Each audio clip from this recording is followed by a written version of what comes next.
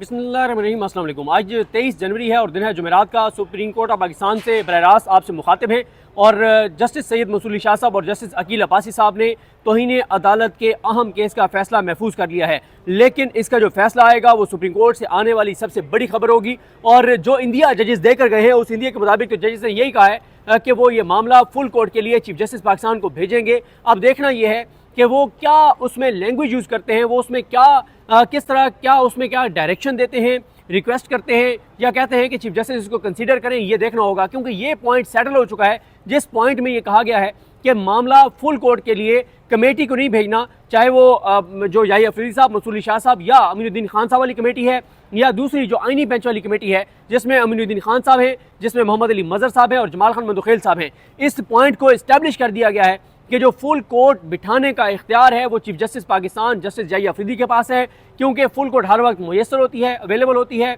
मौजूद होती है, सिर्फ उसको कन्वीन करना होता है। तो बेंच जो है वो तश्कील देना कमेटियों का काम है, लेकिन फुल कोर्ट बुलाना बिठाना ये काम है चीफ जस्टिस पाकिस्तान का। और जजेस ने बड़ा वाज़ेह किया है कि वो क्यों इस मामले को इस हद तक लेकर जा रहे हैं। एक और जो बहुत बड़ी चीज़ सामने आई है वो आई है जो एडिशनल रजिस्ट्रार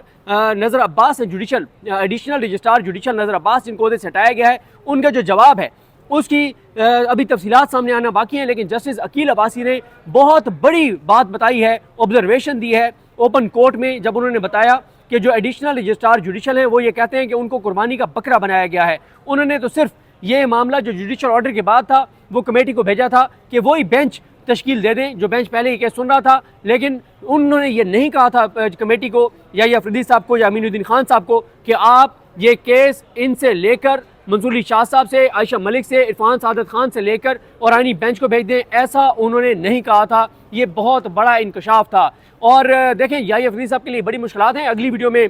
इस स्पेसिफिक मामले के ऊपर अगर मज़ीद तफसीलात आती हैं नज़र अब्बास साहब वाली तो बताएंगे। देखें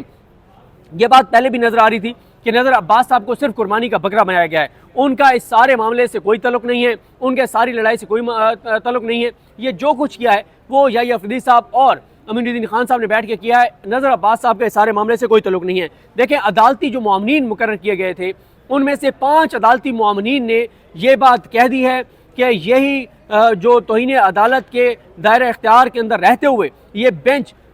जो केस सुन रहा है इसी केस में फुल कोर्ट बनाने के लिए जुडिशल ऑर्डर किया जा सकता है। जुडिशल ऑर्डर करके और चीफ जस्टिस के सामने मामला भेजा जा सकता है। अच्छा, इसमें अब 2 मुख्तलिफ चीज़ें हैं। एक ये है कि ये बेंच डायरेक्शन दे दे और कहे कि कल सुबह 9:30 बजे जो है वो फुल कोर्ट बिठाया जाए। एक ये डायरेक्शन हो सकती है, एक ये रिक्वेस्ट हो सकती है, एक हो सकता है कि चीफ जस्टिस इन सवालात पे कंसीडर करें कि फुल कोर्ट जो है वो तश्कील दी जाए। अब लैंग्वेज क्या होगी ये बहुत इंपॉर्टेंट होगा। और आज जो मैं आपको अर्ज़ कर रहा था कि 5 वकला सलाहुद्दीन साहब, शाहिद जमील साहब, मुनीर मलिक साहब, हामिद खान साहब, ख्वाजा हारिस साहब, इन 5 ने ये कहा है कि मामला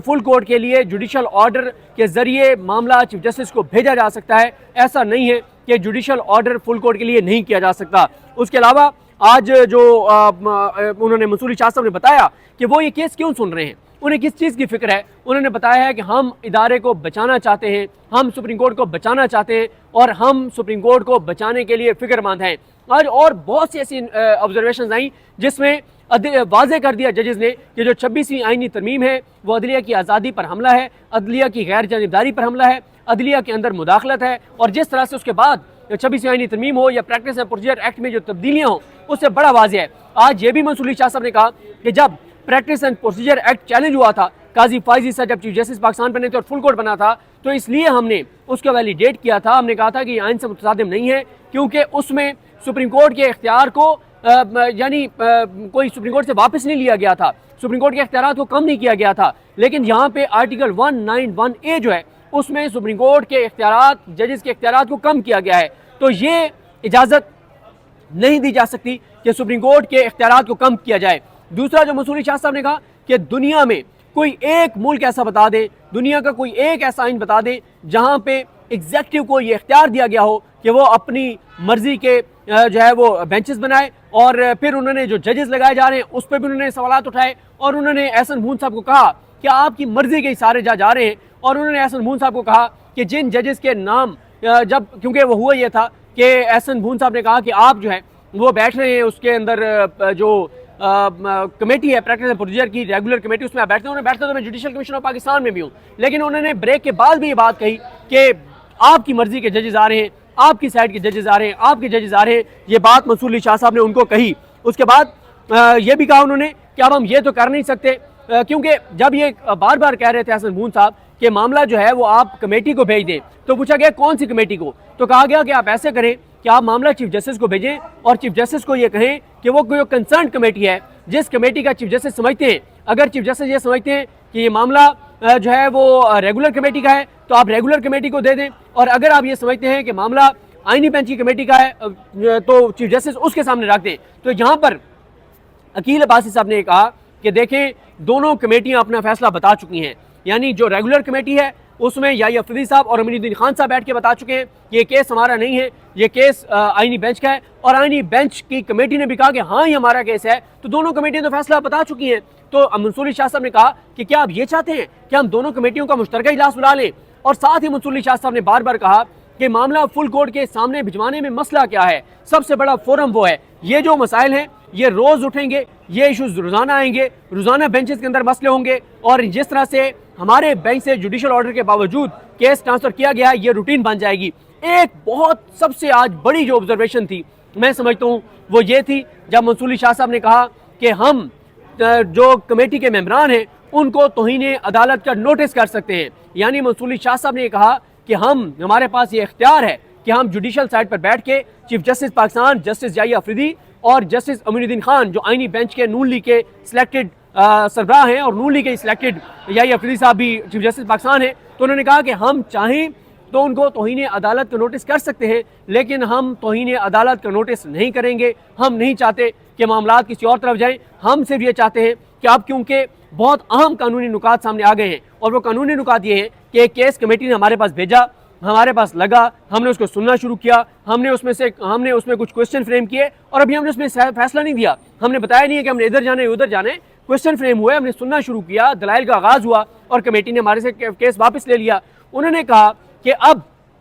मुनासिब यही होगा कि ये मामला फुल कोर्ट के पास भेजा जाए, फुल कोर्ट बैठ के फैसला करे, एक ही बार तय करे कि सुप्रीम कोर्ट में जब कोई केस आता है तो वो केस कैसे आगे इंटरनल प्रोसेस होगा, वो कैसे किसके पास पहले जाएगा, कौन ये फैसला करेगा कि ये केस आईनी बेंच में लगना है या ये केस रेगुलर बेंच में लगना है। और मंसूर अली शाह साहब ने कहा कि इस पर कन्फ्यूजन है, इसलिए एक बार इसको सेटल होना चाहिए। एक बात और उन्होंने कही, उन्होंने कहा जब ख्वाजा आरिफ साहब कह रहे थे एक पॉइंट के ऊपर कि कमेटी आपसे वापस ले सकती थी केस, तो उस पर मंसूर अली शाह साहब ने और अकील अब्बासी साहब ने बार बार सवाल किया कि जब जुडिशल ऑर्डर हो जाए तो फिर कमेटी किस इख्तियार के तहत वापस ले सकती थी। दूसरा जो उन्होंने कहा कि आपका ऑर्डर अगर आप कर भी देते तो पर इंक्यूरियम होता, उन्होंने कहा अगर पर इंक्यूरियम होता भी तो ये फैसला जुडिशल साइड पे होना था कि पर इंक्यूरियम है। और साथ ही एक और बात की मंसूर अली शाह साहब ने कि ये बताएं अगर हमारे यानी इस पॉइंट से निकल आए कि आप कहते हैं कि क्योंकि इसमें एक मामला ये था कि कस्टम के एक्ट की एक शिक को आइन से मुतसादिम करार देकर कलअदम कर दिया गया था, तो उसको चैलेंज किया गया था FBI की जानिब से, तो अगर हम आपकी बात चले इस हद तक मान लेते हैं कि हम गलत ऑर्डर कर देते तो गलत ऑर्डर भी हम कर देते तो उसका एक था रेमेडी कि उसका रिव्यू आ जाता, बड़ा बेंच रिव्यू सुन लेता। दूसरी बात जो मंसूर अली शाह साहब ने कही कि जुडिशल ऑर्डर को जुडिशल ऑर्डर ही बदल सकता है, उसको इंतजामी कमेटी नहीं बदल सकती। और उन्होंने कहा कि अगर आप इंतजामी कमेटी को इख्तियार दे देंगे तो ये अदलिया की आज़ादी को ख़त्म करने के मुतरादिफ है, अदलिया की गैर जानिबदारी को ख़त्म करने के मुतरादिफ है। और ये भी उन्होंने कहा